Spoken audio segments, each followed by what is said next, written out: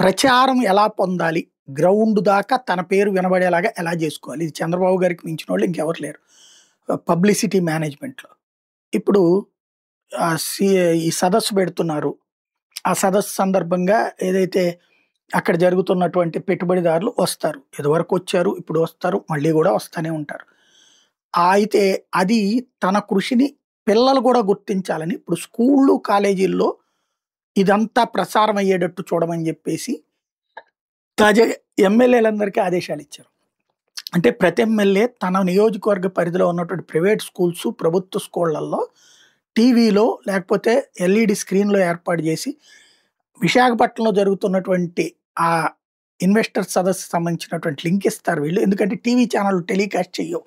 14, 15 తారీఖుల్లో ఈ బీహార్ ఎలక్షన్ గోల ఉంటది గాబట్టి, ఆ హడావిడిలో ఉంటారు గాబట్టి, ఆశించిన కవరేజ్ రాదు గాబట్టి, గ్రౌండ్ లెవెల్‌లో అలాగ ప్రచారం కావాలి అన్నటువంటిది తన పార్టీ నాయకులకిచ్చినటువంటి ఆదేశాలు. ఇదే విచిత్రంగా ఉందన్నమాట.